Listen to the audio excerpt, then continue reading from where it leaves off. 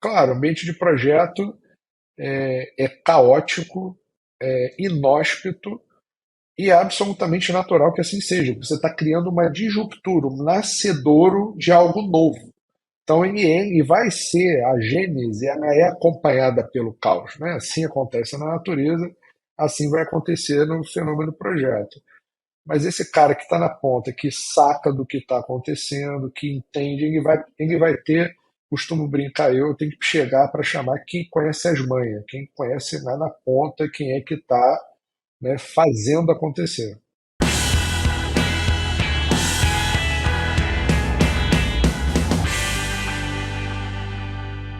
Olá, amigos do Capital Projects Podcast. Eu sou o André Schoma, estou aqui para mais uma conversa aberta sobre os desafios da gestão de projetos de capital. Nós já trouxemos várias vezes aqui a importância da empresa se estruturar para poder gerir bem a sua carteira de projetos. Não basta apenas ter profissionais qualificados.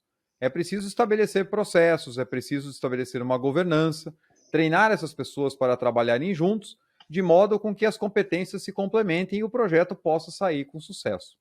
Um outro ponto também muito importante, que volta e meia aparece aqui no nosso canal, é a dificuldade que existe às vezes da conexão dos objetivos estratégicos, dos investimentos que a empresa quer fazer e o entendimento da importância desses aspectos de negócio dentro do ambiente de projetos. A gente já falou disso aqui desde a primeira temporada, né, que existe um gap que precisa ser sanado entre visão de negócio e visão de projeto, porque afinal de contas a gente faz projetos para ter resultado estratégico de longo prazo. Para essa conversa tão importante, tão interessante, eu tenho o prazer de receber aqui o Rafael Bergarias. Ele tem mais de 19 anos de experiência em gestão empresarial e também em consultoria de mercado, educação executiva e governo.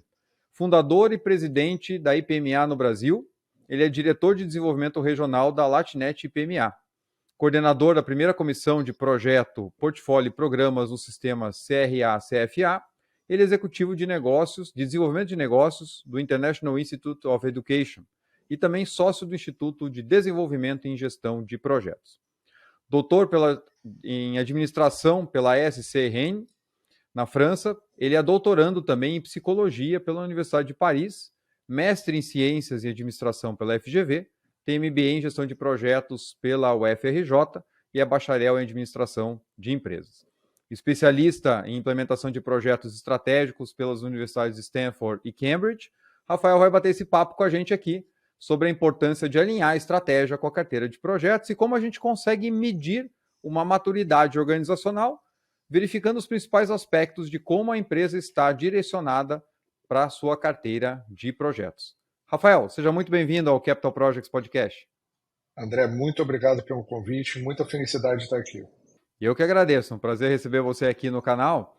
E para que o nosso público possa te conhecer um pouquinho mais, né? Faz um resuminho aí da tua trajetória, como é que você se envolveu com o ramo de gestão de projetos, né, que você atua tanto até hoje. Foi um acidente de percurso, né? Eu costumo dizer que a gente trabalha tanto com planejamento, só que o destino muitas vezes a gente não planeja, né? São escolhas que a gente vai fazendo, as escolhas vão se apresentando e o mundo vai se abrindo, né? Então, eu comecei por acidente nesse mundo quando muito jovem fui parar numa consultoria de implementação de RP, né? Fui aprender a implementar software. E essa história foi muito interessante, né? Aconteceu realmente muito por acaso, dentro de um contato que foi feito. E ele falaram o seguinte: olha, legal, você agora vai aprender a implementar projeto, você tem aqui um checklist do que precisa ser feito no cliente. Eu falei, maneiro, bacana esse checklist. Na época tinha um nome bonito, pomposo, bem marqueteiro. Eu falei, tá bom, mas da onde saiu isso aqui? E aí tinha saído de um troço aí chamado PMBOK na época, né? Que era hoje, né, na época estava começando no Brasil. Eu falei, cara, e aí, da onde saiu isso aqui? Não? Então, um cara aí, um tal de Paul Dinsmore, que trouxe isso pro Brasil, mais algumas outras pessoas importantes na época. Eu falei, legal, vou aprender sobre essa história. E aí começa a minha jornada na gestão de projetos, né? Quando comecei eu era extremamente cartesiano, estava preocupado com o checklist, era a onda das ISOs, né? Então tudo tinha que ter uma conformidade, né? Então, como o PMBOK, né, originalmente uma norma ANSI, fácil de gerir projeto. Olha, segue o passo, segue o plano e está tudo certo. O problema é que tem gente do outro lado, né? Então aí eu comecei a me atentar para questões que originalmente, né, eu como bom cartesiano que era, não me atentava, como relacionamento, entender o interesse das pessoas. Não tem que ter interesse, parte. O parte tem que entregar o que está no papel. Como assim tem que ter interesse? Como é que eu tenho que negociar alguma coisa? E aí a vida coloca a teoria no chão e você tem que começar a se desenvolver e aprender nessa história. E aí, sendo administrador, eu fui desafiado, né, em vários movimentos de carreira e caí num projeto que talvez tenha sido o projeto mais emblemático da minha história. Fui trabalhar na época para o Ricardo Vargas, Ricardo Werner Vargas. Depois trabalhei com o Paul, fui diretor da Dinsmo. Enfim, tenho bastante história depois para contar sobre isso. Mas tornando uma história longa, curta, eu fui trabalhar implementando projetos de engenharia submarina, sendo administrador e não fazia a mínima ideia do como implementava aqui em Redor. E aí eu peguei o framework, peguei o passo a passo na época, um PMO maravilhoso, né, com aquele manual bonito, né, com aquele project bacana, negócio, né, animado pra caramba, mas cheio de problema, cheio de não implementações, cheio de discussões, cheio de riscos não resolvidos, cheio uma lista de backlog do tamanho da minha imaginação. E aí eu conheci um grande mentor chamado Wilson Guilherme, talvez um dos maiores nomes de gestão de projeto que eu tenha conhecido até hoje. Ele talvez não seja tão conhecido do mercado, que ele se expõe pouco, mas o cara é brilhante. E ele chegou para mim e falou assim: Ô, rapaz, vem aqui, o teu projeto está com 206 pendências. E aí?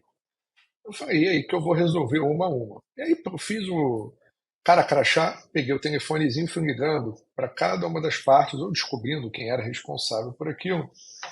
E aí fui de boa, falando: olha, eu não faço a mínima ideia do que é para eu entregar, mas eu preciso da sua ajuda. E aí fui numa de 011 1406, peça a sua ajuda para o colega. E as pessoas elas ficaram tão curiosas que o meu chefe direto, né, na engenharia submarina, ele falou assim: vem cá, você está entendendo? Eu falei: deixa eu sentar aqui contigo, acho que eu vou pedir demissão, porque eu não faço a mínima ideia do que é um tech de linha. Como é que você faz a análise de reservatório? Ele falou: não, você não tem que saber isso, você tem que saber ligar o que é onde. Eu falei: então vem cá, conta para mim, o que eu tenho que fazer? Então, talvez essa característica que eu tenha de levar as coisas com. Eu tento, pelo menos, levar as coisas com bom humor, no sentido de a vida já é pesada o suficiente para a gente ainda ser muito, muito, muito duro. Eu descobri que o tal do soft skill, e depois eu fui descobrir o nome desse negócio, pesava mais do que a técnica. Porque boa parte dos técnicos, engenheiros ultra mega power robustos, eles não tinham a capacidade de conversar com um colega que às vezes estava no mesmo andar, na duas ou três baias depois. E aí eu comecei a achar isso bacana. Eu falei assim: cara, legal. Por que eu estou contando essa história toda? Foi aí que eu comecei a me atentar a ver o seguinte: esse tal de PMBOK é bacana, o PMI é legal, mas e o que tem ali no mundo que vai justificar duas coisas? Primeiro, se o projeto que eu estou fazendo gera dinheiro, e o segundo ponto, como é que essas questões comportamentais que coabitam principalmente a nossa cultura, né? A gente fala muito da cultura brasileira e principalmente dela, e falando que o brasileiro é muito relacional. Eu vou te dizer o seguinte: o ser humano é relacional, ele pode ter aspectos culturais diferentes, mas o bicho homem é o bicho homem, né? Do outro lado é a mesma lógica, pode ser de que etnia, nacionalidade, de onde você quiser, do outro lado é um ser humano, que vai ter que você tem que se comunicar com ele. E aí eu descobri essa tal de IPMA, a International Project Management Association, que foi a primeira associação de gestão de projetos do mundo. Ela originalmente foi fundada em 64, ela foi outorgada em 65, e é uma associação que ela tem um formato muito interessante de ver o mundo. O formato de ela enxergar o mundo é: o gerente de projeto ele precisa ter três pilares para poder enxergar o projeto dele. Então tem que ter três visões, né, que se complementam e sejam interpoladas entre si. A primeira é entender o seguinte: o que esse projeto entrega para quem? Qual é o valor desse projeto para a estratégia? Um dos principais pontos que a IPMA defende é que se o projeto não tem conexão com a estratégia, ele não deve nem existir. Né? Você não tem que gastar esforço desnecessário nem recurso da tua organização para você entregar algo que não tem que ser feito. né? Nada pior, segundo o Drucker, do que você subir uma montanha que não deveria ter sido escalada. Então, esse é o passo zero, e entender alguns aspectos interessantes. As pessoas, eu acho que um dos maiores dificultadores de vida das pessoas é fazer comparação entre elas e as empresas delas. Bicho, cada empresa é uma empresa, cada cultura é uma cultura, a lógica de poder é uma lógica de poder, e cada um que sentar na cadeira que manda vai ter sua idiosincrasia. Então, a organização é a extensão de ego do controlador. Você pode querer fugir disso ou não, mas quem manda é o controlador. E o controlador vai colocar, de alguma maneira, para poder seguir dentro desse processo, pessoas as quais ele tenha apetência e que vão manter ele aonde ele está, não que vão derrubá-lo. Então, se a organização é a extensão de ego do controlador, a equipe é a extensão de ego do gestor. Então, a IPMA ela tem essa pegada de entender qual é o negócio, entender quem são as pessoas, as culturas. E o mais importante, André, tem uma lógica que eu, particularmente, eu gosto muito dessa reflexão. Vejo pessoas reclamando do projeto, do cliente, do que quer que seja. Bicho, respeite a empresa onde você está, porque se a tua empresa está lá, está de pé, ainda mais no ambiente brasileiro, está de pé há mais de 10 anos, a sua empresa é vencedora. Você está lá para poder contribuir. Porque se você criticar, né, sem ter feito nada melhor, eu acho isso lindo, eu acho isso bonito. Eu brinco que é a máxima do Galvão Bueno falando que o Neymar deveria ou não jogar. Ele não é o técnico da seleção, ele no máximo um locutor que está dando uma opinião jornalística, né? E aí sim também o terceiro pilar, que é essa parte técnica. Então, já de alguma maneira trazendo uma visão geral, um pouco da minha história e aonde eu fui encontrar essa história de PMA, que muito me apeteceu. Eu comecei como um voluntário absolutamente despretensioso naquilo que estava fazendo, só buscando entender o movimento. E a IPMA também tem um segundo diferencial, que além dessa visão, ela tem uma visão por níveis, né? Como assim por níveis? Uma carteira de motorista, você vai ter lá, você pode ser um ótimo piloto de moto, né? Você tem uma carteira lá, de repente você não vai saber dirigir uma carreta. E quem pilota uma carreta não necessariamente me vai conseguir pilotar uma moto. Você pode ser ótimo pilotando um carro, mas talvez um caminhão não seja a sua praia. A IPMA ela também diferencia, né, os níveis de competência e complexidade, a gente explora isso mais um pouquinho à frente, dos profissionais que são certificados por ela. Então, não é uma certificação apenas baseada em conhecimento, mas uma certificação a partir do nível de você ser gestor de projeto.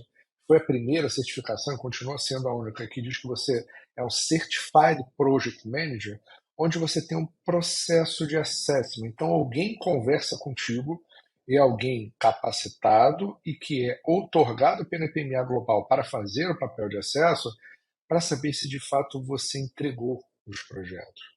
Então, fazendo uma história longa, curta, esse é o histórico desde a minha passagem, porque PMA é onde acabei me apaixonando por essa história de gestão de projetos. Excelente. É muito interessante a gente ver esse tipo de trajetória de pessoas que transitam em projetos de áreas diferentes, porque isso, para muitos profissionais, é uma inspiração de que, poxa, eu não preciso estar preso à minha área de formação. Eu me formei em engenheiro civil, quando me formei, eu não me imaginava trabalhar com projetos de outro tipo. E eu trabalhei com projetos de desenvolvimento de software, eu trabalhei com projetos de mudanças organizacionais, eu trabalhei com projetos de governo. É claro que me sinto mais à vontade quando eu entendo o escopo técnico, pelo fato de ter vivido aquilo, já ter feito aquilo, ter estudado aquilo na faculdade, mas é muito bacana que quando você transita entre áreas, foi bem o que você trouxe, né? Você foca mais no método, nas boas práticas, ou seja, eu preciso pensar como administrador, como gestor, deixar o lado técnico de lado, porque de fato eu não vou conseguir dizer se o projeto de engenharia submarina aqui está bom ou não, né? Então, tem vários casos aqui no nosso canal de pessoas que transitam entre projetos de indústrias diferentes. Eu acho isso muito interessante porque deixa muito claro para o nosso público que você pode buscar trabalhar em qualquer área desde que você domine a boa prática, né? Porque elas são competências que você leva para outros tipos de projeto. Isso é muito bacana. Bom, a gente já comentou aqui, você citou a questão de entender por que que os projetos estão sendo feitos no primeiro momento. Como é que isso liga com a estratégia? Como é que isso traz retorno para a organização? Os projetos a gente fala tanto que são agentes de mudança, mas às vezes no dia a dia do projeto a gente esquece. Tem um amigo meu que sempre fala que a gente se apaixona pelo projeto, né? O projeto vira o filho, e não, o projeto é importante porque ele é o projeto, mas o projeto está ali para gerar um resultado. De repente ele pode ir por um caminho legal, ele pode ir por um caminho diferente, mas o que importa para a organização é que ela chegue no benefício que ela projetou lá no começo.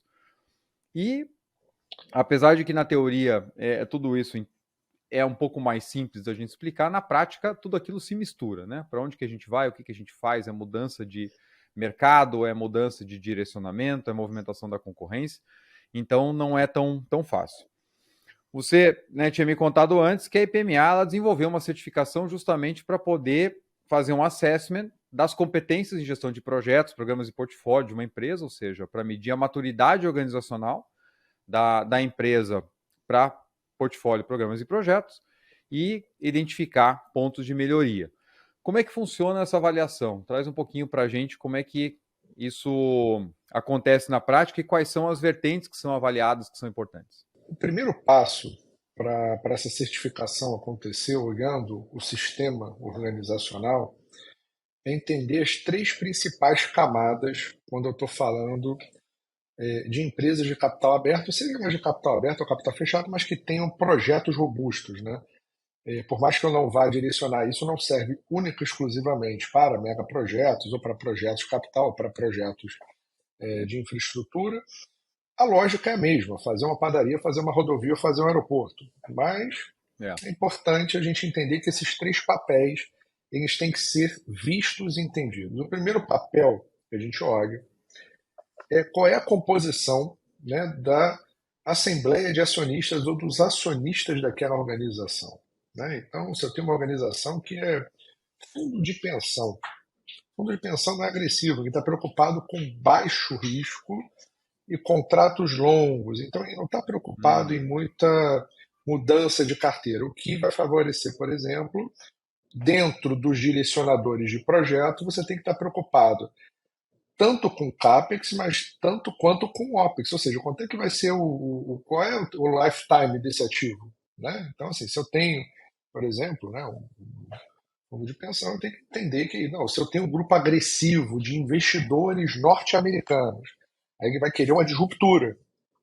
Então, o primeiro passo que eu tenho que olhar, e a gente faz isso dentro da certificação Delta, é olhar o seguinte: quem é que é o dono da organização, ou seja, quem é o dono do capital. Né? Esse é o primeiro passo que a gente tem que entender. A segunda camada é entender o seguinte: quem é que elabora a estratégia, ou seja, quem foi contratado pelo dono do capital para poder tomar decisão sobre o futuro da organização, que é o conselho de administração.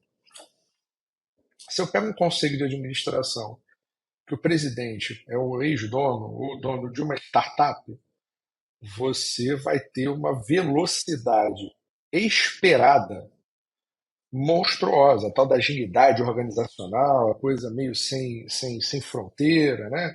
É uma coisa bonita, é uma coisa touch, se a cultura da organização permitir. Né? Senão Pois você é. vai estar andando com a Ferrari no deserto, ou você vai pegar uma Land Rover para ficar batendo corrida com uma Ferrari numa pista de corrida.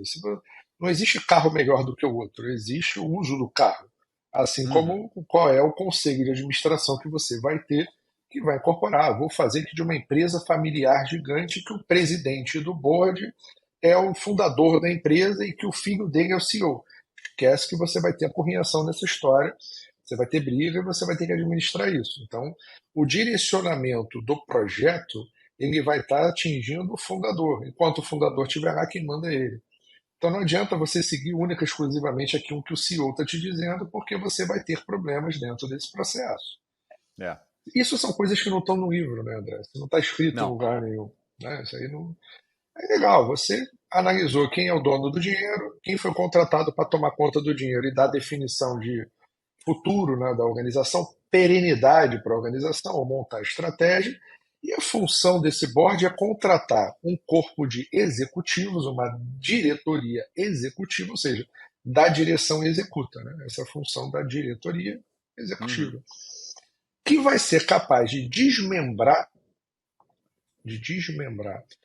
essa estratégia e fazer a implementação.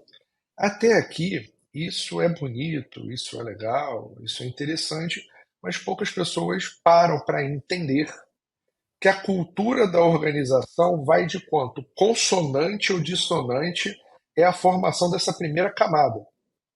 Se É. essa primeira camada ela é dissonante, a governança vai ser um caos.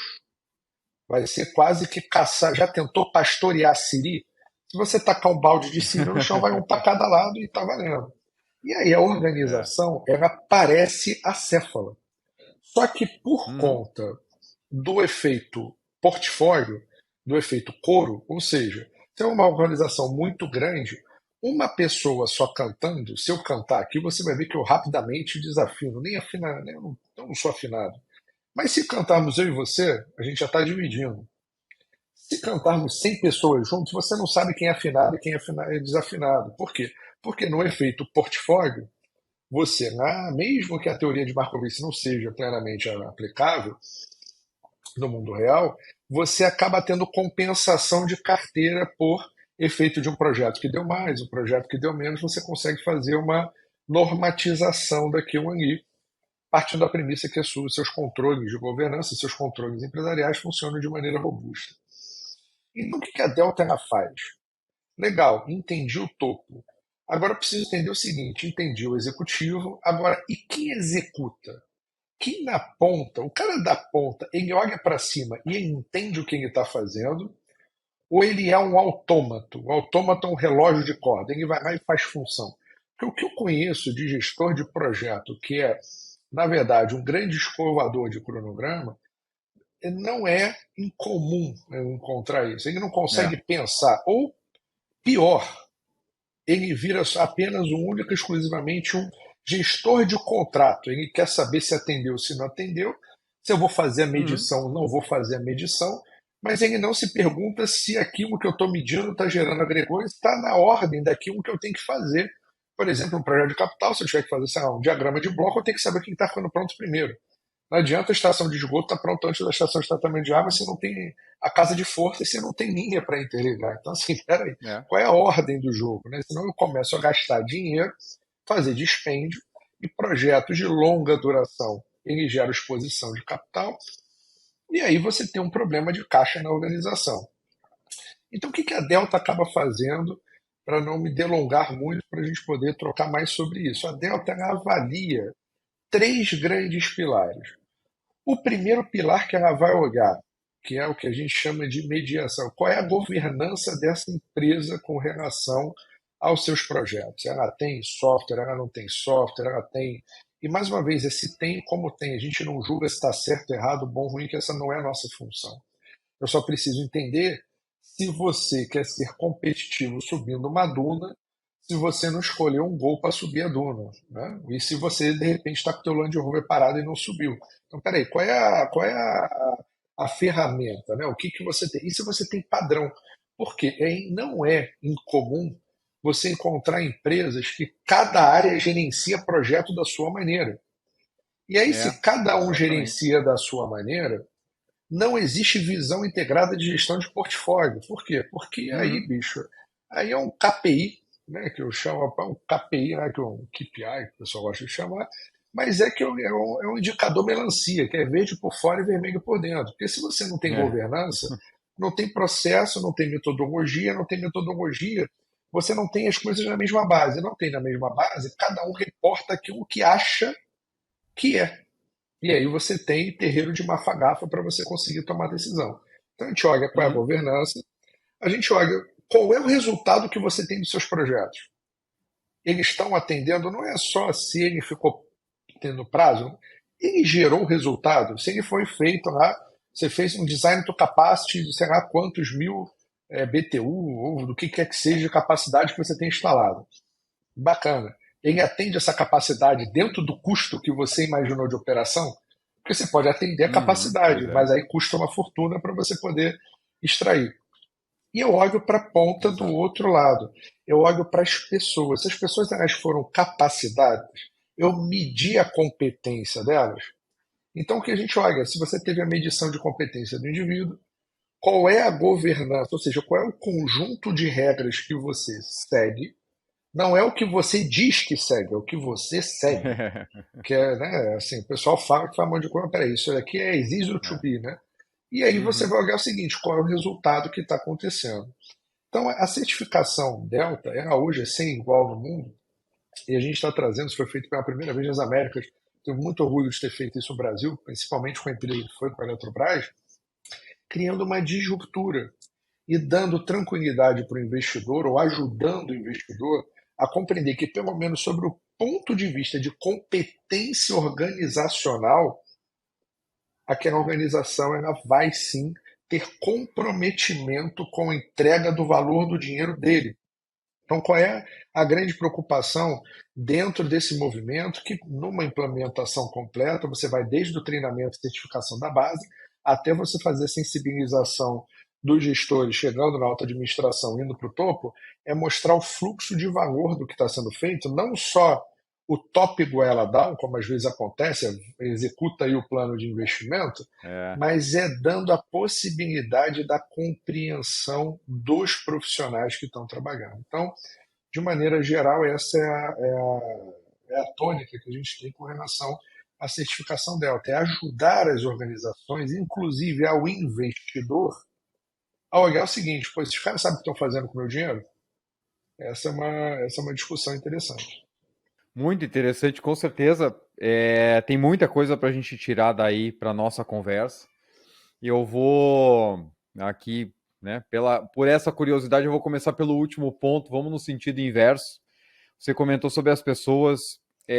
Isso é uma dúvida que eu já vi muitas vezes com equipes de projeto, com PMOs, quando a gente fala em avaliar a maturidade organizacional e dos modelos que existem, alguns grátis, né, livres, outros também remunerados, etc., que é como é que você mede a competência das equipes, o que, que se espera de uma equipe que planeja, executa uma carteira de projetos, seja PMO, seja toda a área de projetos de uma empresa.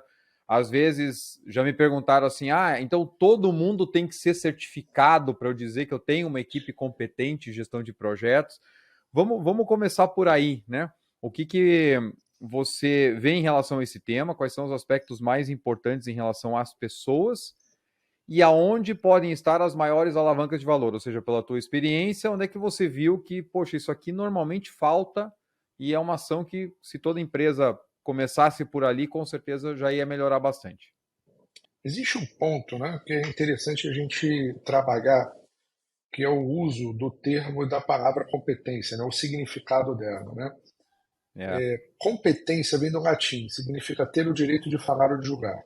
Então, o que eu vejo que é o principal ponto que falta é as pessoas entenderem o que elas estão entregando e não entregar pelo afã de entregar, né? Uhum. Então, quando você tem um cronograma, quando você tem.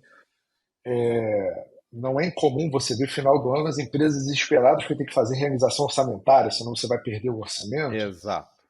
Exato. Você perde a razoabilidade do porquê. Então, em gestão de projeto, eu acredito nisso na vida, mas isso é papo aqui para gestão de projeto. Eu preciso entender, eu preciso que as pessoas que trabalham comigo entendam o que e por quê. Então, assim, tudo começa com porquê. E as pessoas estão muito preocupadas com o que eu entrego. Então, quando eu Uhum. tenho a visão, né, a IPMA ela tem hoje, né, eu tenho no Brasil uma certificação nacional, que é uma certificação de base, que a gente chama de IPMA Brasil Foundation. Eu tenho a nível D, que já é internacional, que é uma prova de conhecimento. Ou seja, conhecimento é saber o que é um cronograma, não significa que eu sei gerenciar um cronograma. A partir do nível C é que eu começo a medir, André, a competência. O que é competência? Você sabe o que é o cronograma? Você sabe usar um cronograma? Você já sabe o que é um bom cronograma? Essa história de prática, boa prática, ela depende do contexto. Então você Uhum. entende qual é o contexto. Agora, claro, vou começar a fazer um projeto de mineração não tem uma EAP, meu amigo, isso não vai funcionar. Então, isso é como você bem falou, uma boa prática. Agora, como eu vou fazer essa EAP vai depender da organização. A Schlumberger vai fazer de um jeito, a Vale vai fazer do outro jeito, a Shell vai fazer de outro jeito, cada uma vai fazer do seu jeito. E perfeito. Cada uma vai ter aqui um que é mais importante representado Uhum. dentro desse processo. Só que eu tenho que entender que tem que ter uma estruturação de entrega, chama de PBS, WBS, o nome que for, alguma coisa que vai me dizer o seguinte: como é que eu quebro, como é que eu como esse boi aos bifes aqui? Então, legal, isso é interessante. Só que eu preciso que o gerente de projeto entenda o porquê que ele está fazendo daquele jeito, por que ele está entregando daquela maneira ou não de outra. Porque senão começam umas discussões, como a gente vê nas redes, de é melhor o tradicional ágil. Ixi. Bicho, para fazer escopo, se tu tem escopo definido, é tradicional. Se não tem escopo definido, é ágil, é isso. Não tem mais discussão em cima do assunto. Mas são discussões quase que de time de futebol, algumas até quase É. religiosas, em cima de coisas que não têm valor. O que tem valor é o seguinte: para que serve técnica em projeto? Para que serve? Isso a gente olha como competência nível C, B e A. Nível C, o gerente de projeto, nível B, o gerente de projeto sênior, porque a IPMH tem uma escala de complexidade com 10 variáveis de medição de complexidade, e o nível A é o gestor de portfólio de mega projeto. Ou seja, é mega problema, você tem que ser mega capacitado. Uhum. Como é que você vai olhar essa escala, essa capacidade? Quanto maior o nível de complexidade do projeto, ele só deve ser delegado a quem apresenta experiência e resultado. Então, a IPMA, nível C, B e A, ela vai diferenciar, e não significa que um é melhor do que o outro. Porque quem pilota muito moto não necessariamente será um ótimo piloto de uma carreta, mas quem pilota bem a carreta não necessariamente vai pilotar a moto. Você pode ser ótimo, aqueles caras da Red Bull, vamos pensar aqui em avião, ele Uhum. pega aquele monomotor, mas se ele pegar um Airbus A380, ele não vai subir, ou É. não vai ter a proficiência que tem um piloto robusto. Em qualquer área, principalmente de engenharia, quando você vai fazer uma certificação de uma solda, você vai ter que mostrar no campo qual é essa. É teste de prova. É. Não é discussão sobre, e aí, escreve aqui como é que você pega a pistola Mig Mag. Não tem isso. Você tem que falar, meu amigo, o projeto é isso, está aqui, ó. Está aqui a solda, o cara vai lá, vai olhar. O que a gente faz com a IPMA? É a mesma lógica do engenheiro. Eu vou olhar o seguinte: qual é o projeto que esse cara fez, o que ele entregou, como é que ele entregou. Então, o que eu vejo que de alguma maneira falta, voltando à tua pergunta, falta as pessoas entenderem o porquê e falta elas entenderem que a ferramenta que você vai usar, ela tem que estar alinhada com a governança. Então eu tenho que entender qual é a governança da empresa. A minha empresa é burocrática. Por razões que seja por força de lei, seja o contexto dela, padrão. Mas agora eu quero implantar agilidade. O meu amigo não vai implantar agilidade. Não Ela é vai. daquele Não jeito, a vai. natureza dela é aquela. Então eu tenho que respeitar o meio. Eu vou botar uma pedra de gelo no deserto e vou mudar a temperatura do deserto. Não, não vou mudar a temperatura do deserto, porque o deserto é o deserto. Então eu tenho que olhar para o ambiente. Então as pessoas elas reclamam do ambiente ou elas emitem opinião sem entender o ambiente. Então, como é que a gente olha a história da competência da construção? De um lado, eu tenho que entender. Tem o dono do dinheiro que está esperando receber alguma coisa, porque senão a empresa nem existia. Já começa por aí. Uhum. Pode ser ONG, pode ser governo. Bicho, tem um valor que é esperado por alguém que está botando dinheiro naquilo ali. Está botando o cara. É. Você só está comprometido quando você meteu caixa, bicho. Então o cara botou dinheiro ali, ó, Uhum. tá lá. Do outro lado, tem uma galera tentando trabalhar para entregar valor para o cara para poder receber o seu pecuniário, para poder receber o seu dinheiro. Perfeito. A ponte entre quem quer receber dinheiro e quem está trabalhando para gerar dinheiro é a técnica.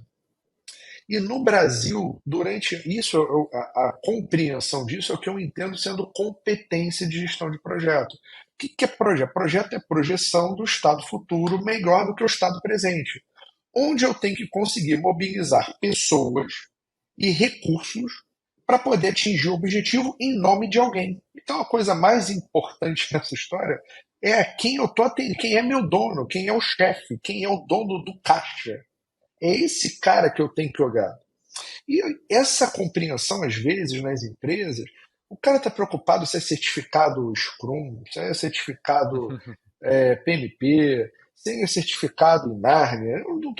Se é certificado em PMA, o que eu te garanto é o seguinte: se ele é certificado em PMA, CBOA, ele vai entender isso que eu estou te dizendo, que o que importa é a prontidão estratégica, ou seja, a capacidade que eu, como gestor de projeto, tenho de estar alinhado com a minha diretoria executiva que presta conta para o board, que presta conta para o acionista. Podem ser a mesma pessoa fazendo esse mesmo papel, ser o Zé da padaria, ele é os três, ele é o dono do dinheiro, ele definiu a estratégia e ele implementa a estratégia.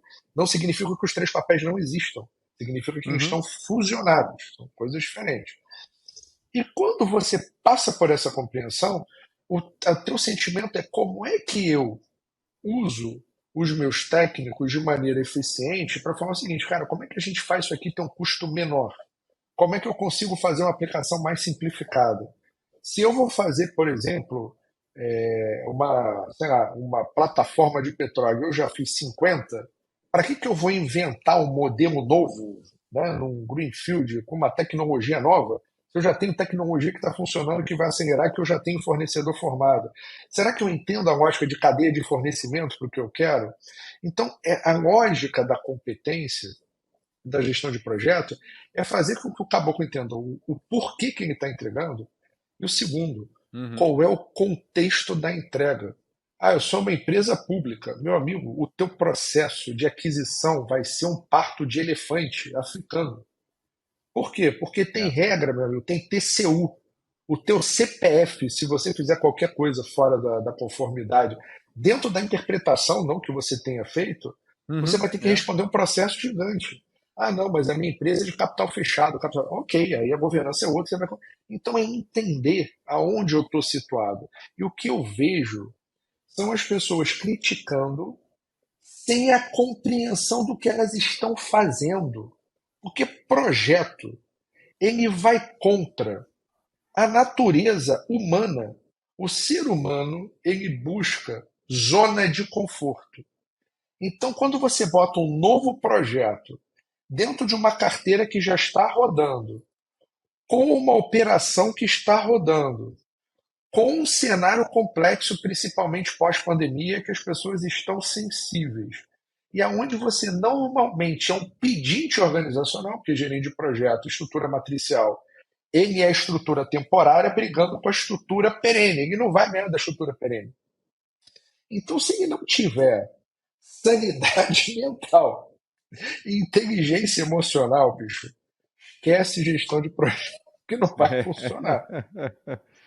Não vai mesmo, não vai mesmo. Mas assim, é bem o que você falou, né? Cada empresa e cada setor tem o seu contexto. Então, o que adianta eu ficar brigando para baixar a temperatura do deserto se eu não me dei conta que aquilo é um deserto? Eu preciso entender o contexto, né? Da onde o que você trouxe perfeitamente desde o começo. Cara, de quem que é o dinheiro que está aqui? Quais são os controladores que estão aqui? O que eles esperam dos resultados? Tem empresa que a gente entra e fala em eficácia de capital, fala em redução de custo de projeto, o pessoal não está nem aí, porque a margem é tão boa que parece que dá para fazer de qualquer jeito. Parece porque se você fizer de qualquer jeito, você está perdendo dinheiro. Só que você não está olhando que, como você continua ganhando muito, parece que você não perde, mas perde. E tem lugares onde, poxa, mas eu não posso fazer nada, não consigo fazer nada, não tenho autonomia. A organização ela é desse jeito, ela é mais avessa a risco, ela funciona assim. Então, o que você pode fazer dentro do contexto que você está, né? Porque senão você fica dando murro em ponta de faca, é o que você falou. Você não vai ter sanidade mental que aguente você ficar naquele lugar. Eu passei uns anos por uma experiência que era nessa linha, assim, em relação ao contexto da organização, uma empresa familiar, e aí o CEO muito impaciente com prazos, né? Aquele driver de empreendedor de vão fazer, vão fazer, vão fazer. E claro, se alguma coisa desse errado, por que não planejou? Mas antes era assim, por que não está fazendo já? Né?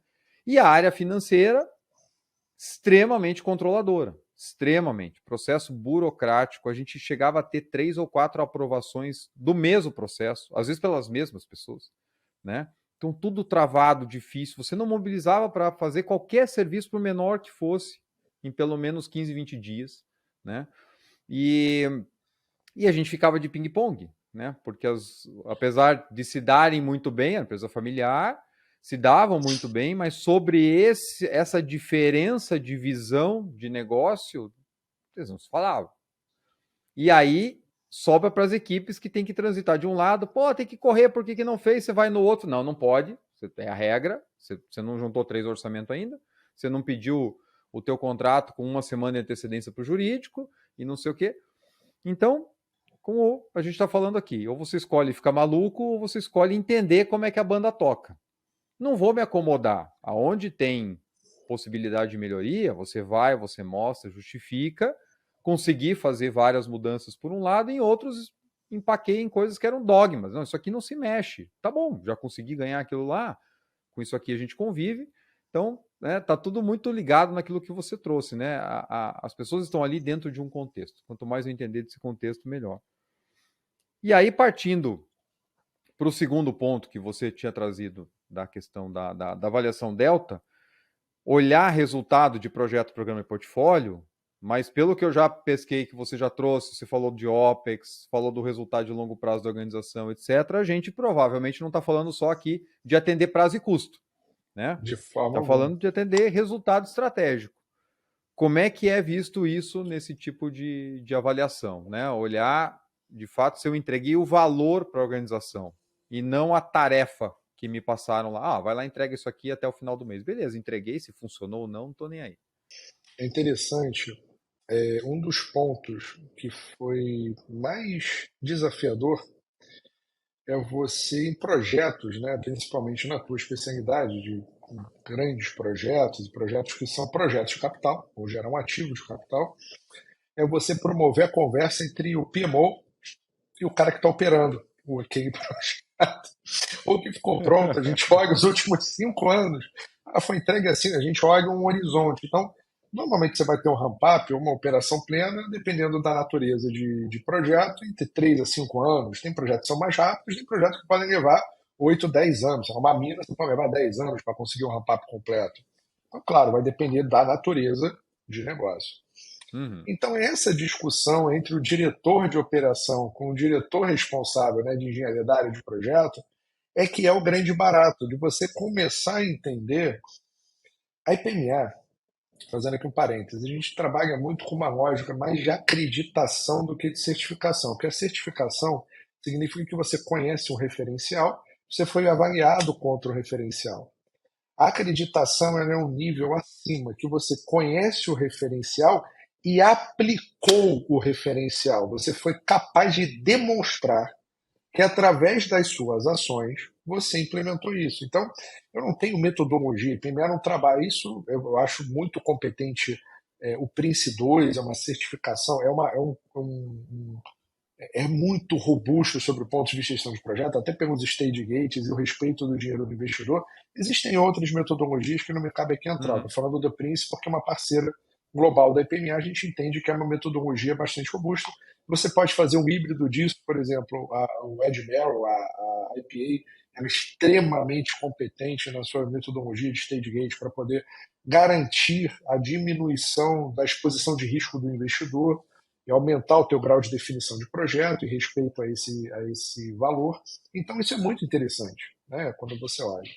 Então, o que a IPMA olha, na verdade, e aí eu vou olhar nesse caso dessa implementação para a empresa que foi para a Eletrobras, a gente não olha o projeto, você tem que olhar o ativo.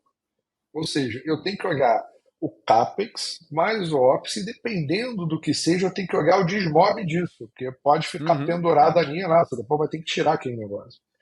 Então, o que a gente tende a olhar? Né? Tende a olhar no sentido de, claro, as informações, você percebe o clima entre as áreas, quais são os comentários feitos, principalmente quais são as documentações. Então, é tudo, claro, base com as evidências documentais, mas também a percepção dos assessores sobre os discursos, se eles batem. Então, a É. avaliação ela é feita por entrevistas individuais com toda a alta administração e com os gestores de topo, superintendentes, gerentes gerais, gerentes executivos e os diretores, para você ver qual é o discurso deles e quanto isso bate e quanto isso não bate. E quanto isso bate com a documentação. E o que bate ou não bate com a documentação é alvo de auditoria, no sentido de avaliar, não de julgar, tá? Mas para ver se Uhum. aquilo que você diz, que você fala, né, que você está dizendo, é aquilo que você fez, né, nem que fez, né, se você entregou. Então, a visão de curto prazo do te vira nos 30, entrega de qualquer jeito o projeto, se é um projeto de capital, isso para certificação Delta não é válido. Por quê? Porque eu estou preocupado com respeito do dinheiro do investidor. O investidor não recebe dinheiro do projeto, ele recebe dinheiro da operação do projeto, do produto do projeto. Então é É. essa preocupação que a gente acaba tendo dentro dessa estruturação. Então, para empresas que fazem implementação de projetos de capital, eu não tenho dúvida que essa ferramenta, que é essa certificação, ela veio no intuito de endereçar como ajudar essas organizações a implementar melhor ou a medir isso. É, né? Muito difícil. E eu, particularmente, como por mais que eu tenha meu soft skill bem desenvolvido, eu tenho meu hard skill bem claro, que é o seguinte: se eu não mensuro, eu não controlo. Tem que ter uma mensuração. Exato. Pode até não ser a melhor do mundo, mas tem que ter um parâmetro. E sem parâmetro, aí, bicho, aí eu brinco que é jornalismo, não é gestão, aí eu acho, eu tenho opinião, aí o cara, aí é outra parada. Eu não consigo coadunar com isso, não. Sabe que você falando, eu lembrei de um caso que eu fui fazer uma avaliação de encerramento de um mega projeto. E aí o projeto passou por alguns desafios, assim, e teve atraso, né, desvio de custo, depois eu falo da operação, e aí já a gente chega para conhecer o projeto, a primeira coisa é o gerente do projeto ou a equipe fazer uma apresentação de como é que foi, o que aconteceu e tal, não sei o quê. E terminou a apresentação do gerente do projeto, a mensagem era o seguinte: tirando tudo que deu errado, o projeto foi um baita sucesso, né? Porque isso aqui é culpa do câmbio, isso aqui é do mercado, isso aqui é o fornecedor que prometeu e não entregou. Quer dizer, você tira ali, cavoca mais um pouco, o projeto foi um baita sucesso. Tudo aquilo que deu errado não pode ser considerado, né? Porque é fator externo, né? E, e aí, falando da operação, que é um ponto que você trouxe muito bem, a gente pediu os dados e o pessoal relutou a mandar, relutou, e a gente cobrando, preciso ver como é que está a operação, como é que foi o ramp-up, a planta já tinha partido fazia um ano, e aí uma hora chegou uma planilha, e a gente foi, abriu a planilha, tinha acho que 3 ou 4 meses só, capacidade ali em torno de 60%, né, a produção em torno de 60% da capacidade, já é super baixo, porque o ramp-up previa atingir 100% lá perto do 10º mês, e os últimos 4 meses desses 12 já estavam bem abaixo. Mas não tinha o resto. E aí a gente cobrou, o pessoal, não, mandamos e tal. A gente chegou a descobrir que eu fui mexendo na planilha. Aí fui selecionar as células, eu olhei e falei, não, peraí, tem alguma coisa errada aqui. Eles tinham colocado a fonte na cor branca no Excel. Quer dizer, os dados estavam de fato ali. Só que eles estavam magicamente ocultos, né? E aí, o primeiro mês, 17%. Segundo mês, 28%. Terceiro mês, 34%. A planta rendeu menos de 40% da capacidade nos primeiros 6 meses. E estava rendendo 60% no final do ramp-up. Né? Então, é exatamente o que você trouxe. A empresa faz projetos para ter o ativo operando. O ativo operando de maneira eficiente vai me trazer a minha margem. A minha margem me remunera. E tem um abismo, um buraco negro entre projeto e operação. Porque a gente não vê, você falou também, se eu não meço, eu não melhoro. A gente não vê avaliação de encerramento de projeto. Quando vê, no máximo, vai repetir aquilo que a organização já sabe. Então, quando o projeto é entregue com atraso e estouro de orçamento, o conselho sabe, porque ele sabe a data que era para partir, está cobrando o diretor por que não partiu e vai estar lá acompanhando o dia que partir. O custo, o conselho teve que aprovar as suplementações. Então, o pessoal sabe quanto é que o projeto custou no final das contas. Mas ninguém traz de maneira transparente quanto que está produzindo depois que o ativo entrou em operação. E esse abismo, né? Ah, não, a operação que se vire, a operação é que está chorando, a operação acabou de receber uma planta novinha e está inventando história, sempre queria mais coisa. E aí, essa informação não retroalimenta e a organização não está preparando melhor os próximos projetos. Né? Você falou, o cara da operação não senta com o projeto lá no começo, que deveria, para trazer essa expertise, essas lições aprendidas para melhorar o processo.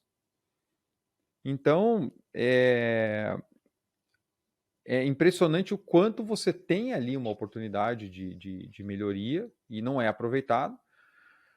A questão também do OPEX, né? Você citou também, tem que ver o quanto que está custando fazer essa produção. Eu já vi casos de projetos que passaram por problemas tão grandes por falta de planejamento, e o famoso fast tracking, que no final das contas era para exportar o produto para o porto, né? Transportar para o porto para exportação via correia, teve que abandonar a correia e botar caminhão para funcionar 24 horas por dia.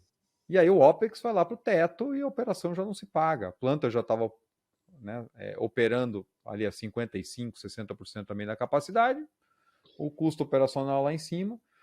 Então é justamente fechar esse ciclo para dar transparência ao processo no sentido de melhoria, porque senão eu nunca vou rodar o meu PC, né, o meu PDCAzinho para fazer o negócio funcionar direito.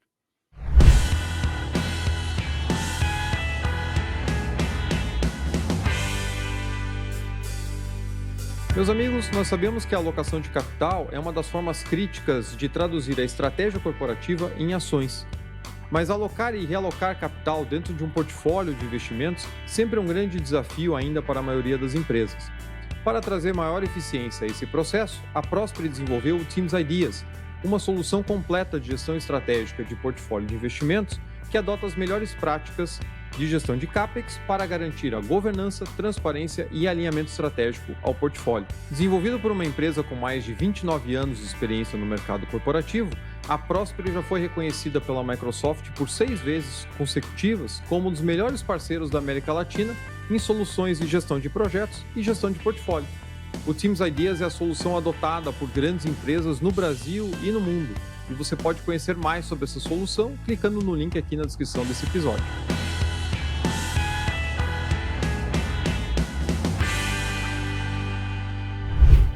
E aí, né, só resta para a gente aqui dos 3 grandes aspectos, já falamos de pessoas, falamos de resultado de projeto, é falar da governança, porque isso tudo está rodando dentro de um ambiente que, em teoria, tem as suas regras, mas até que ponto isso acontece de fato, né? Até que ponto a gente consegue conectar projeto, programa e portfólio com negócio e consegue fazer com que a gente proteja o dinheiro dos acionistas, tendo uma governança forte que não deixe esse tipo de problema em projeto acontecer.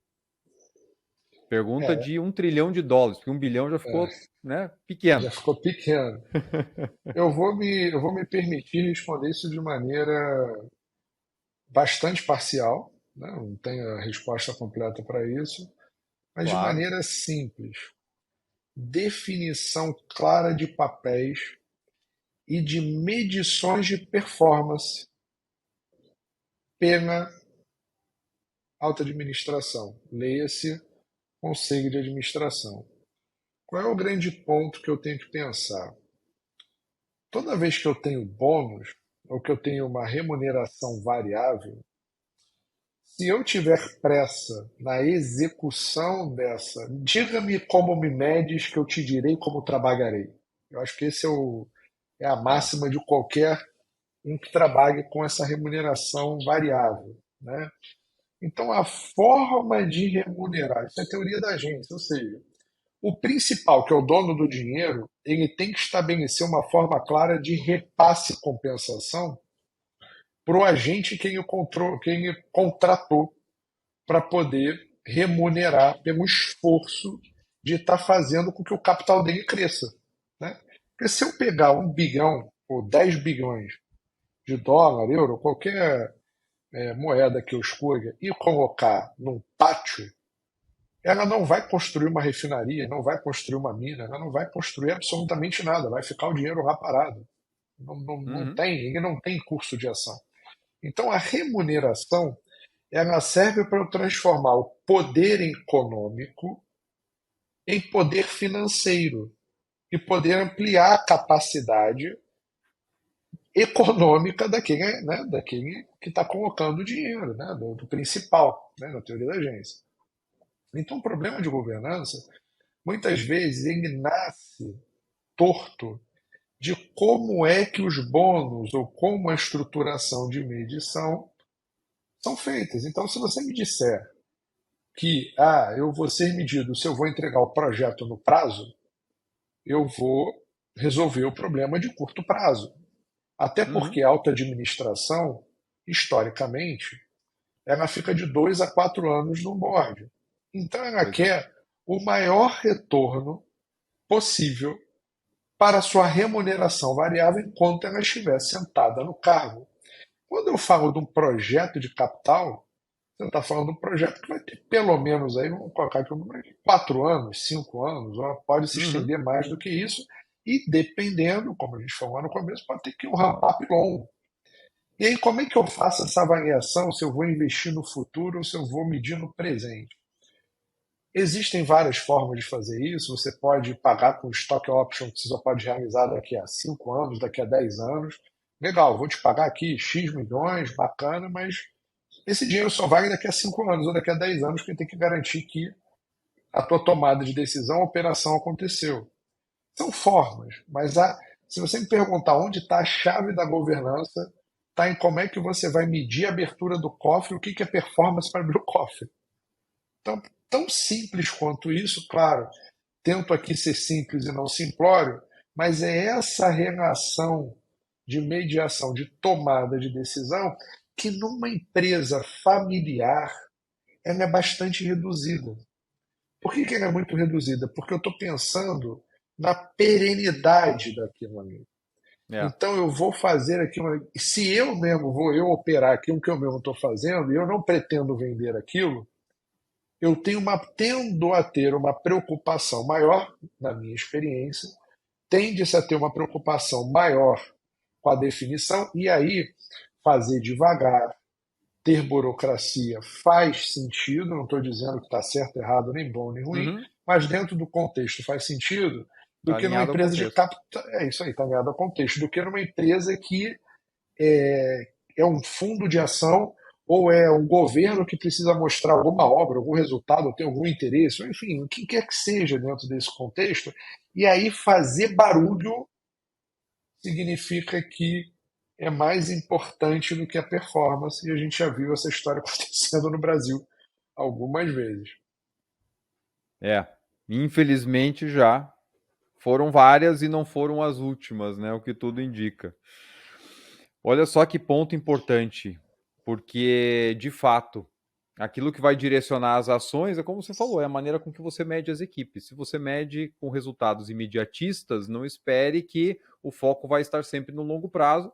Não quer dizer que as pessoas vão passar por cima de qualquer coisa para entregar qualquer coisa, mas você está sendo remunerado, ou seja, o teu mandato é, cara, entregue isso aqui rápido.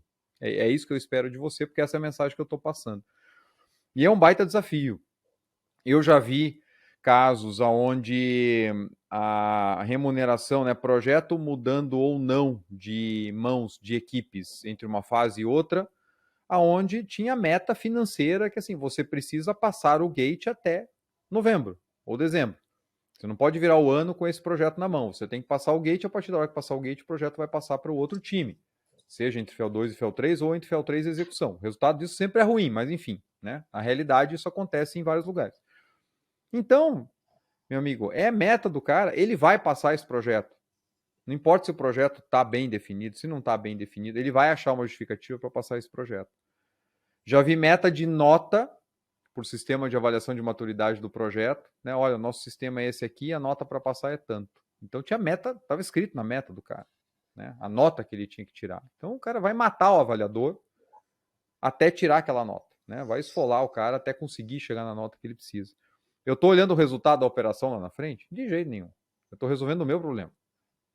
E aí a gente tem essa dificuldade, né, de aqui trabalhar com metas de mais longo prazo, porque você tem acordos de sindicato que obrigam as pessoas a ter um variável todo ano, aquela história toda. Eu vi casos que não funcionaram bem, no sentido de realmente atrelar uma remuneração variável importante do diretor de projetos, por exemplo, para a entrega do ativo lá na frente, mas ainda atrelado às métricas de projeto e não de produção, porque daí como o ramp-up é mais X, tanto para frente, o cara não pode ficar esperando para ser remunerado. Só que daí projetos de ciclo muito longo, o que era a via de regra? Os projetos já não estavam muito bem definidos quando entrava em execução, e aí era possível, né, como a gente sabe em projeto, você trabalhar um indicador a teu favor até a hora que não dá mais. Então, assim, eu tô com o caminho crítico atrasado, beleza. Como é que eu melhoro o meu avanço físico? Eu saio fazendo coisa que não é agora, né? Que eu não precisava fazer agora, né? Eu não precisava encomendar, comprar, estocar, mas eu preciso ter o desembolso financeiro previsto, então eu compro e estoco, mas estoque não dá avanço físico, eu vou fazer coisas que não eram prioritárias. Então você leva o indicador até a margem de tolerância que você precisa. Você passa isso um período, de repente, né, grandes projetos, eu vi isso acontecer no primeiro ano, no segundo ano, e aí tradicionalmente já não bastava o projeto, né, imaturo na execução. O que acontecia? Pedido de mudança de escopo. Aí vinha ou a operação, ou a direção, não sei o que. Ah, precisamos mudar o escopo. Troca a linha de base. Zero jogo. Eu recebi parcial já o adiantamento do meu bônus no primeiro ano, recebi do segundo. No terceiro que o negócio vai estourar, mais 2/3 eu já pus no bolso, novo baseline. E aí, né? Vamos para a entrega e todo mundo vai ser feliz. Menos quem vai operar depois. Então é de fato um negócio muito complexo, né? Isso se você não sair no meio do jogo, né, já que você está tendo uma performance outstanding, para pegar outro projeto e largar para o coleguinha, né, o projeto que está É. todo estoporado e ele ainda leva a culpa que pegou o projeto que Não, estava maravilhoso. e eu Que já vi isso? acontecer, você veja que coisa boa. De fato, né? Algumas vezes, né? Como o projeto está indo bem, você pega e promove ainda mais ali o cara. Pô, o cara fez um baita trabalho ali, entrou um projeto maior, vou mover ele para lá. E vem o outro. Só que daí a hora que vem o outro, os esqueletinhos estão tudo dentro do armário. O cara cai, né, de susto já na primeira vez que ele abriu o armário, o cara já cai de susto. Aí ele faz o quê? Poxa, eu tô chegando agora. Deixa eu fazer o meu planejamento. Aí o cara faz o baseline dele, passa estresse uma vez só, que ó, não, tá, vai atrasar, não sei o que, tal, pactua o baseline dele e os dois ganharam. O cara que saiu, que deixou os esqueletinhos, o outro que varreu os esqueletos para debaixo, né, tirou do armário, botou embaixo do tapete e vida que segue, né? Então realmente é um tema complexo de você conseguir alinhar e porque tradicionalmente a gente mede muito no curto prazo. E quando a gente fala de projeto que seja um pouquinho maior, não precisa nem ser mega. Tem projetos que você vai trazer uma inovação para a tua empresa, vai abrir uma nova filial, você vai colher aquele resultado daqui a 2, 3, 4 anos, né? E vai ser consequência do projeto. E como é que se amarra isso? Então é um desafio interessante. O que você vê dos exemplos, né, que funcionaram, que você viu e de ambientes de projetos de sucesso e portfólios rodando bem? Como aproximar, né, voltando na pergunta de US$ 1 trilhão, como aproximar essa visão de negócio do ambiente de projetos, né, aproximar a operação de projeto, projeto de operação, projeto do executivo, o executivo sendo patrocinador de fato dos projetos e não só papel de cliente, onde cobra, demanda e dá um prazo impossível. Que características que você viu em locais onde esse jogo funciona melhor? Tem uma característica em comum nesses lugares, que é quando você pega um cara da operação, treina ele em gerenciamento de projeto e ele é responsável por implementar o projeto e operar o ativo que ele mesmo desenhou. Essa, para mim, é a melhor, assim, entre todas as opções ou possibilidades, e claro, são empresas, são contextos e lógicas individuais, mas uma coisa que me chama muita atenção é quando você pega alguém que sabe o que está operando, porque eu já vi gerente de projeto que não fazia nem ideia do que. Eu já vi gerente de projeto gerenciando projeto que eu não sabia nem o que era. Então, assim, aí você força a panturrilha do amigo. Então, quando você pega um cara técnico, nada. Quer pegar um cara bom? Pega um cara da manutenção. Você não pega o cara que opera, você pega o cara que É. pega toda a cagada que aconteceu do CAPEX, deu erro no OPEX, e quem tem que adaptar.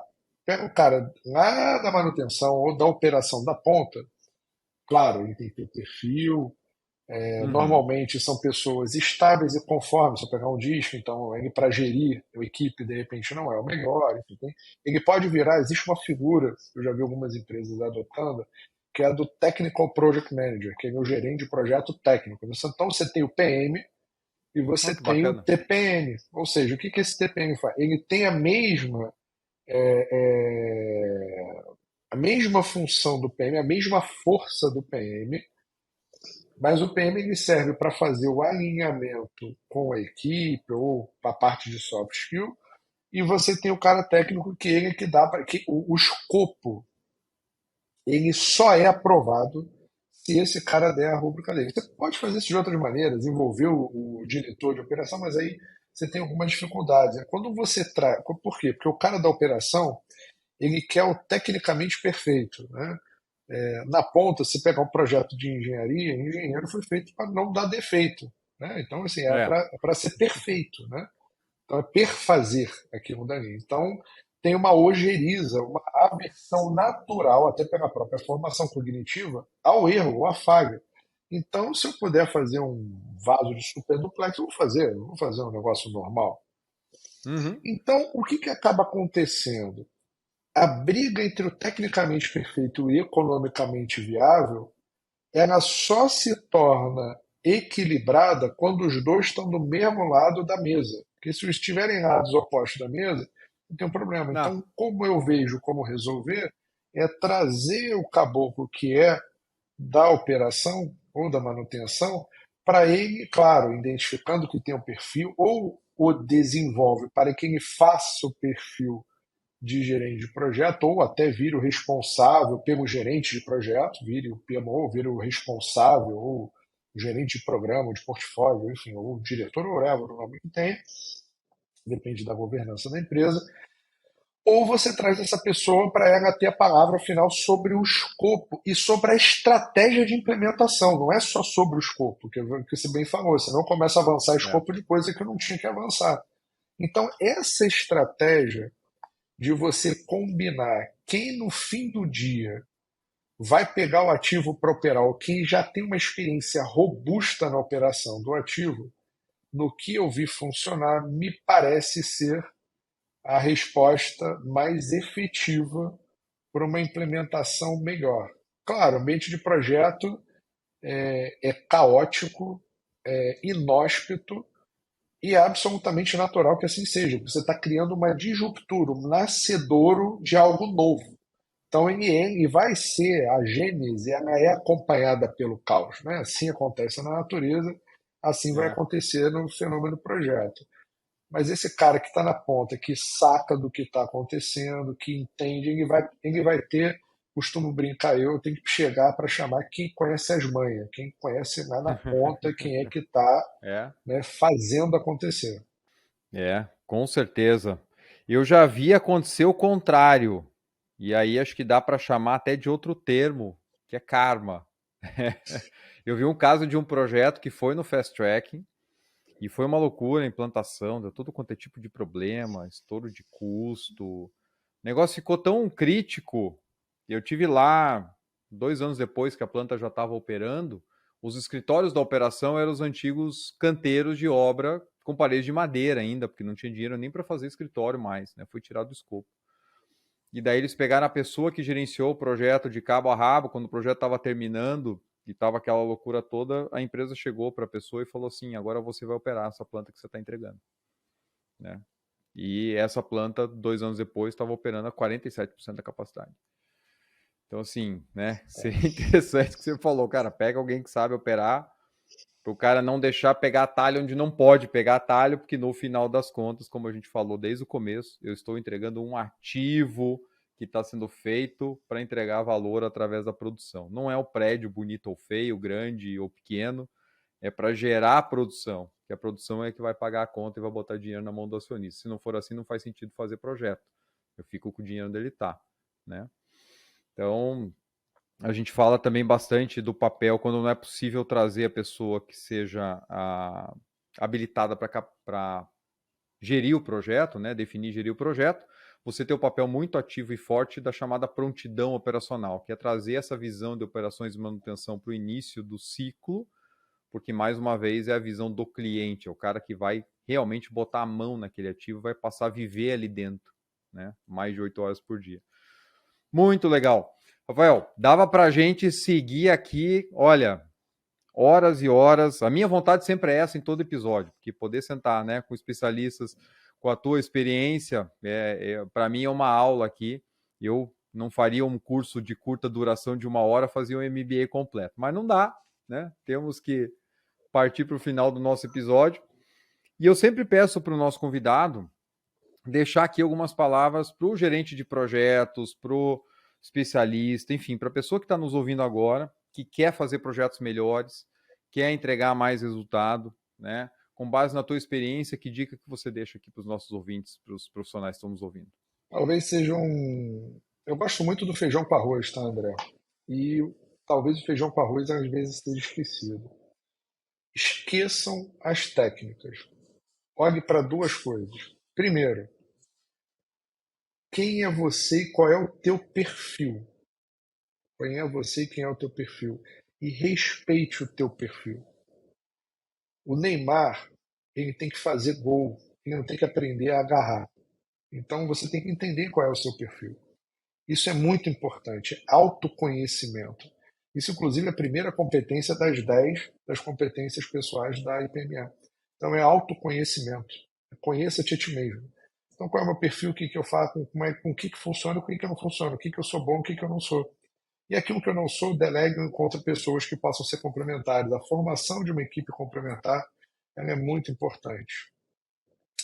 Segundo, conhecendo a ti mesmo, conheça a tua organização. Mais do que só a cultura organizacional, qual é o teu negócio? O que, que a tua organização entrega de valor?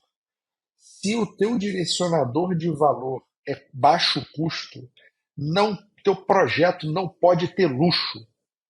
Ele tem que ser vanilla, ele é baunilha, ele não é chocolate belga. Então é entender qual é o negócio, entender o seguinte, o que, que direcionou, qual é a minha marca, o que, que é meu brand, o que, que eu vendo. Entendendo isso, vamos lá, vou pegar aqui um cara, eu vendo minério. Meu amigo, você não tem que fazer um negócio lindo, maravilhoso, eu vendo minério, tem que ser o menor custo de operação possível. Não preciso fazer um negócio bonito de aço, inox. Se não for um requisito técnico essencial para a operação, faça o mais simples possível. Então, eu gosto muito de ir no básico, no feijão com arroz, André, assim, já faço muita mentoria, ajudo muitos gestores de projeto, executivos de topo, e eu me pego sempre repetindo a mesma coisa. Vamos voltar ao básico? Quem tu és, qual é a formação da equipe que tu precisas no teu entorno, quais são as tuas limitações, que entendendo o que é a tua limitação, você vai manter o ativo mais precioso da tua vida bem para você gerir, que é a tua sanidade mental. A gente está num tempo complexo, a gente está num tempo onde os ânimos estão muito à flor da pele, não sabemos a consequência de termos ficado presos durante tanto tempo, ninguém sabe Uhum. exatamente qual é o impacto disso. Só que quando você é gestor, my friend, a responsabilidade está contigo, o comando é teu. Então não tem é meu É. chefe, a responsabilidade é tua, é autogestão, é autorresponsabilidade. Então tu precisas te conhecer para você evitar os seus gatilhos e conhecer a tua organização para você não perder tempo falando, ah, mas e se fosse? A vida, ela é ou ela não é. As coisas são fatos e são dados. Aquilo que eu gostaria, eu não tenho, eu aceito. Te digo que você vai viver melhor e vai fazer com que a sua equipe, lembrando que se a organização é a extensão de ego do controlador, assim como a equipe é a extensão de ego do gestor, você vai ver uma equipe com menos conflito e com foco naquilo que ela tem que fazer. Então, essas são as minhas palavras finais. E, André, extremamente grato de coração pela oportunidade, pela mobilização e por esse trabalho incrível que você faz, que, sem dúvida alguma, na comunidade de gestão de projeto em português, não tem nada parecido. Então, deixo aqui meus parabéns para você também. Nossa, muito obrigado, né? Eu também quero agradecer mais uma vez a tua participação aqui. Que bom que a gente conseguiu rapidinho bater as agendas aí e poder contar, né, com a tua experiência aqui para o público do nosso canal. Fantástico. Muito obrigado pela tua participação, Rafael. Obrigado, André. Gente, olha só que bacana, quanto ensinamento, quantas coisas para a gente pensar. A minha lista está enorme aqui. Eu vou tentar passar rapidinho nos principais, porque, como eu falei, cada episódio aqui é um aprendizado. Não sei se você que está do outro lado aí pensa da mesma forma. Muitos me mandam mensagem, então se você curtiu também, não esqueça, manda mensagem no LinkedIn, manda no Instagram, manda por e-mail, onde for. É bom ter esse feedback da nossa audiência sempre. Eu recebo mensagens aí quase todos os dias, às vezes todos os dias. Então, esse alinhamento com a comunidade é muito bacana. E olha que legal, né, que o Rafael trouxe. Entender o contexto, entender o alinhamento estratégico da empresa, o que ela busca, quem são as pessoas, como é que ela acontece na prática, porque nem sempre aquilo que está escrito é o que é feito. A gente sabe que a cultura se dá pelas ações do dia a dia, pela maneira com que as áreas se relacionam. Então, é fundamental para qualquer pessoa que trabalha em qualquer área, e principalmente para a gestão de projetos, entender esse contexto e saber, como o Rafael falou, onde é que dá para jogar um pouco diferente e aonde que eu tenho que jogar igual.